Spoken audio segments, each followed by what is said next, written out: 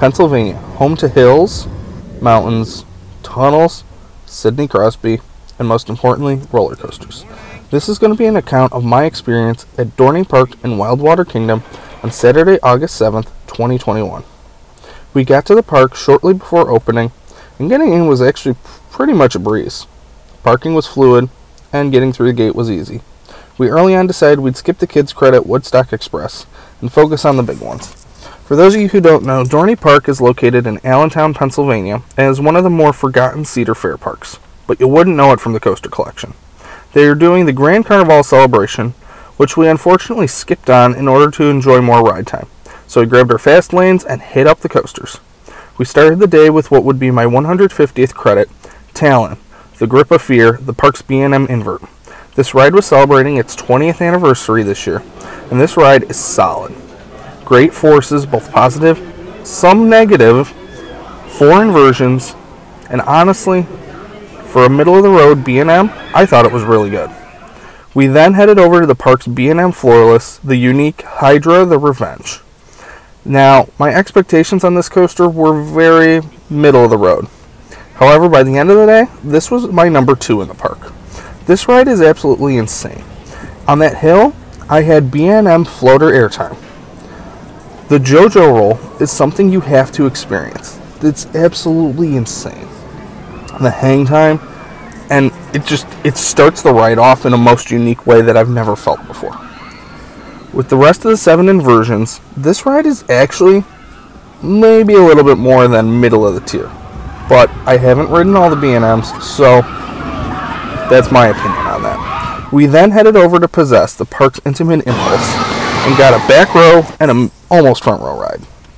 Given the fact that we know now Wicked Twister will no longer be at Cedar Point, and I probably will never get another shot at it for a while, it was nice to get on another one of these. I forgot how forceful they can be, especially that launch. Well, as with any park, the star is a hyper. So next was the park's Morgan Hyper Steel Force. I'd heard a lot of mixed reviews about this coaster. That it was good, but not great, no airtime. Well, my expectations being very neutral, I was pleasantly surprised to find out this thing actually does have a lot of airtime. Maybe it was because it was a full train. Maybe it's because I cheated the bar a little bit and gave myself room. But those hills at the end give a lot of strong flow ejector. Depending on the ride, some of them were stronger than others. I remember getting yonked into the seatbelt on one of my last rides.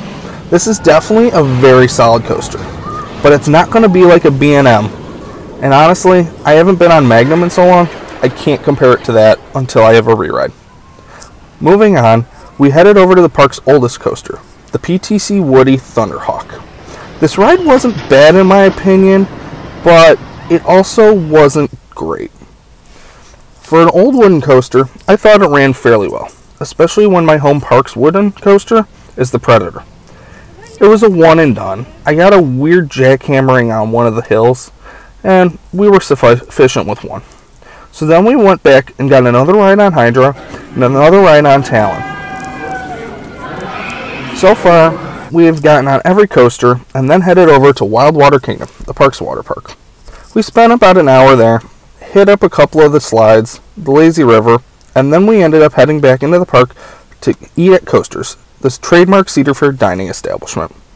We then went to go get our credit on the Wild Mouse. This was our second attempt, as on the first attempt, the ride faulted due to some sort of fluid leak. And also, they had a weird thing where we would have valeted the car the way we were sitting. I don't know.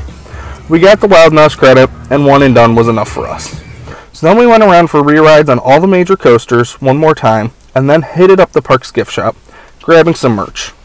Overall, I feel like this park is a lot stronger than what most people want to give it.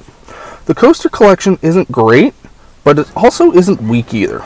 You've got 2 monster B&Ms, an Intamin, and a solid Hyper. Comparing it to my home park at Darien Lake, I'd trade the 2 any day of the week.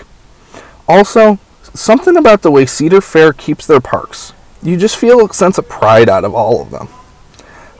The staff was helpful, and honestly, the atmosphere just felt inviting. And you don't always get that at any park. I could definitely see where back in the day, this could have been a top-tier Cedar Fair park prior to the Paramount Parks acquisition in 2006. One of the other things that threw me for a loop with this park was the magnetic gates on the rides. I've never seen that in any park before. It was different. But another plus about this park, every ride has bins, and they're labeled for what row. Seriously, can we get more of these at other Cedar Fair parks, please? We ended our night at the Starlight Diner down the street from our hotel. I include this because if you're in the area, it had solid food for a solid price, and it had these old-timey jukebox things at the tables, which I thought was cool. So, my overall thoughts on this park? It's definitely not a Cedar Fair park to skip on. This is my first experience with a lower tier Cedar Fair, and I thought it was pretty good. I wish we could have done more flat rides, so I could give you some more analysis on that. So what's the final ride count? Well, 4 on Steel Force, 4 on Hydra, 3 on Talon, 3 on Possessed, 1 on Thunderhawk, and 1 on the Wild Mouse. Thank you all for watching, and I hope to see you next time. Leave your comments below about Dorney Park, and we'll see you on the next video.